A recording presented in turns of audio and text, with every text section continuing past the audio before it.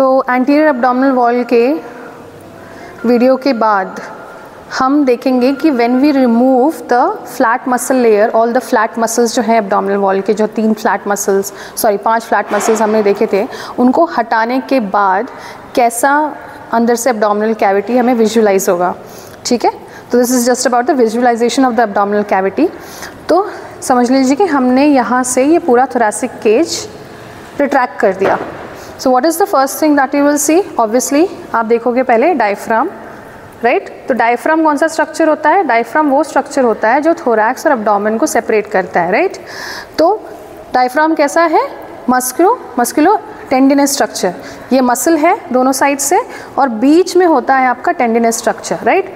तो अब जब हमने यहाँ से हटाने के बाद हमें क्या दिखेगा? लिवर के नीचे आपको ये फ्लैट स्ट्रक्चर दिख रहा है ये फ्लैट स्ट्रक्चर। ये जो फ्लैट स्ट्रक्चर है इसे हम स्टमक कहते हैं। Now you just see the extension of the stomach. कहाँ तक है? यहाँ से लेकर आपका देखिए इतना बड़ा, दिस इज़ द स्टमक। तो आपका स्टमक ये प्रेजेंट है और स्टमक, अब जैसे ही पैराइटल पेरिटोनियम को हटाओगे आपको स्टमक के एज से अटैच एक पेरिटोनियम कवर दिखेगा, ठीक है, एक पेरिटोनियल लेयर दिखेगी, that is your greater omentum. और कितने लेयर्स होते हैं ग्रेटर ओमेंटम के? 4 लेयर्स होते हैं, ठीक है, 4 लेयर्स होते हैं। ग्रेटर ओमेंटम मेनली आपका क्या पाया जाता है? वेसल्स, लिम्फैटिक्स एंड फैट, ठीक है। Mainly the fat is the content of the greater omentum. ये देख सकते हैं आप, you can see the vessels running in it, right? The vessels which are actually supplying the greater curvature of the stomach, ठीक है। तो greater omentum था, तो अब लेसर ओमेंटम भी होना चाहिए। तो चलिए हम लेसर ओमेंटम देखते हैं। ये स्टमक है, अब मैंने स्टमक को रिट्रैक्ट किया और फिर लिवर, तो हमने पहले हमने क्या देखा? Lesser curvature of stomach. Lesser curvature of stomach आपका ये है जो आपको ये दिख रहा है, this is the lesser curvature of the stomach. Lesser curvature of the stomach से जो आपका लिवर का अटैचमेंट होगा, ऐसे लेसर कर्वेचर से लिवर का जो अटैचमेंट होगा, यहाँ हमने हटा दिया था, I will just show you the cover, ये वाला, ये ऐसे अटैच था, ठीक है। So this is lesser omentum, ठीक है। तो this is lesser omentum, that is the attachment between the lesser curvature of the stomach and the visceral surface of the liver, right? अब स्टमक आपने देख लिया। अब जैसे ही हम ग्रेटर ओमेंटम को हटाएंगे तो हमें एक स्ट्रक्चर नीचे की तरफ दिखेगा जो एक्चुअली में स्टमक से, ये है स्टमक, ये तो स्टमक हो गया, स्टमक से एकदम अटैच होके, अडहियर्ड होके रन कर रहा होगा। This is your transverse colon. और ये जिस चीज़ से अटैच है इसको हम बोलते हैं ट्रांसवर्स मीजोकोलॉन।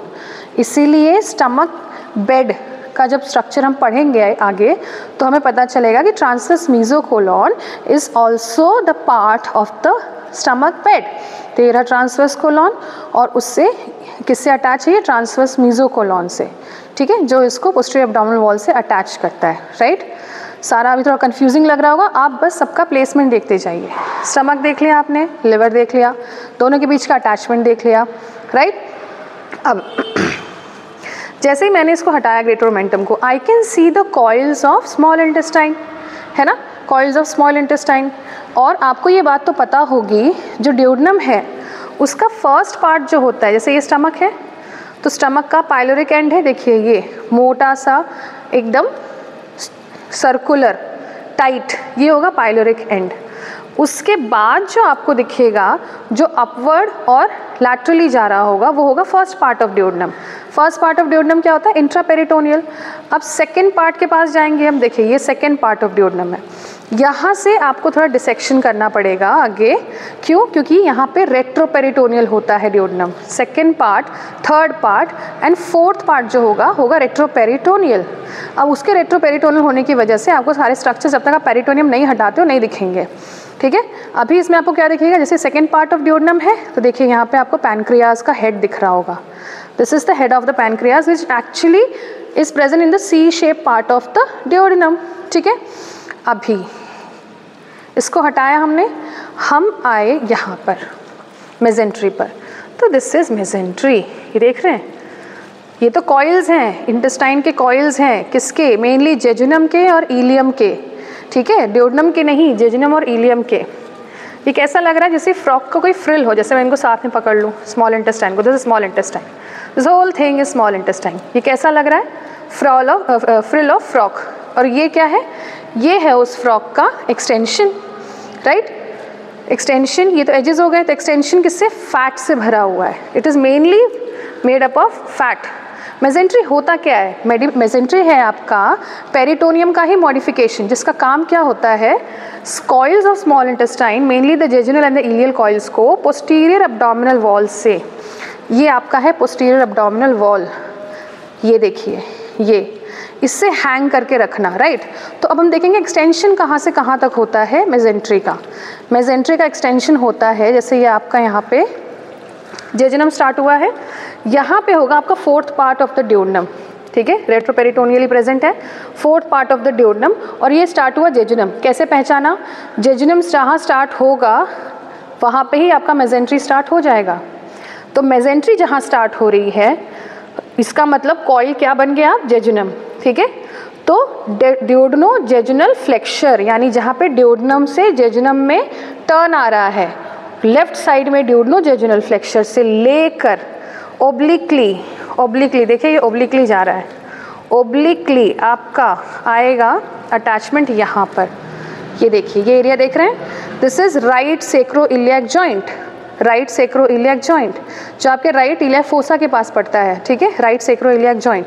तो क्या है मेसेंट्री का अटैचमेंट, अगर आप ध्यान से देखें, it is obliquely, it is from the duodenojejunal flexure up till the right sacroiliac joint. Side में क्या है, जैसे ये ट्रांसवर्स कोलॉन था जो आपको स्टमक के पीछे अटैचमेंट दे रहा था, स्टमक बेड के पीछे, राइट।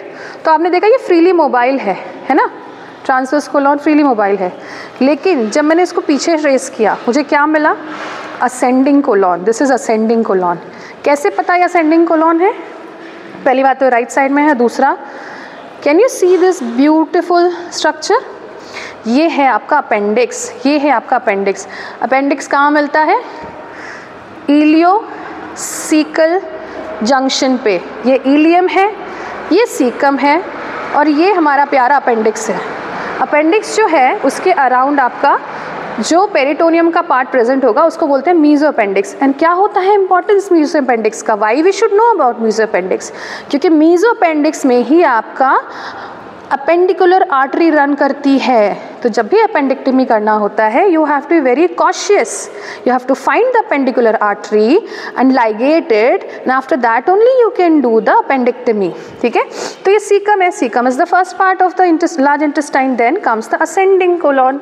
अब असेंडिंग कोलॉन में क्या होता है, पेरिटोनियम जो होते हैं एंटीरियरली होती है और साइड में होती है, पीछे नहीं होती, पीछे वो पोस्टीरियर एब्डोमिनल वॉल से एकदम अडहेयर्ड होता है, इसलिए असेंडिंग कोलॉन, और इस तरफ आपका डिसेंडिंग कोलॉन जो होगा इस तरफ अंदर की तरफ, ठीक है, ये दोनों मोबाइल नहीं होते, बिकॉज इनका पेरिटोनियल रिफ्लेक्शन सिर्फ एंटीरियरली और लैटरली है, जबकि ट्रांसवर्स कोलॉन कितना फ्रीली मोबाइल है, बिकॉज इसके पास क्या है, मीजो कोलॉन है, इसके पास ट्रांसवर्स मीजो कोलॉन है, ये बहुत फ्रीली मोबाइल है।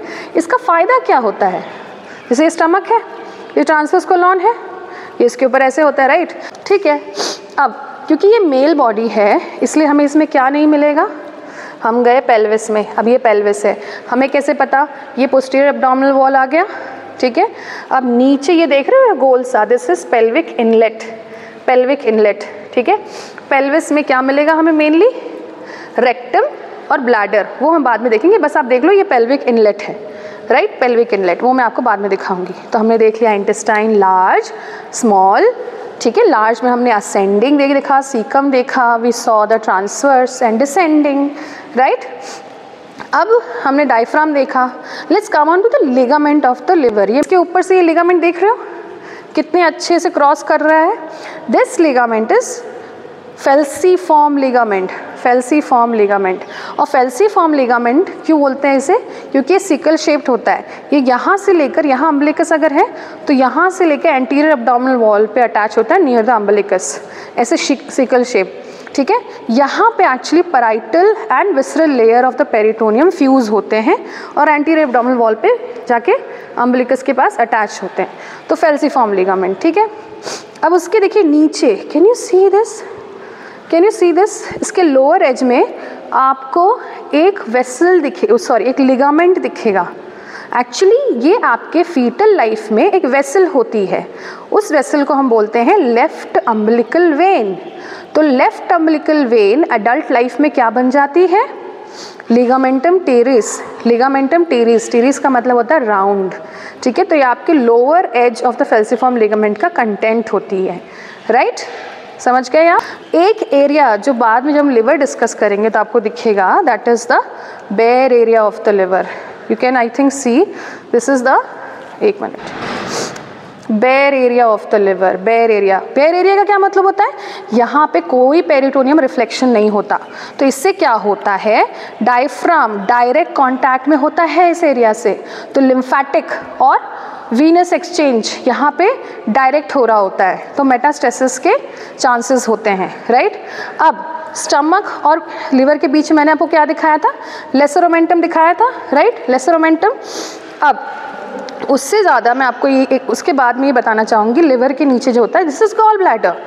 तो हमें क्या दिखता है? Mainly the fundus of the gall bladder बाहर से, लेकिन वैसे ये रहा बॉडी, ठीक है, ये रहा neck, neck, body and fundus of the gall bladder.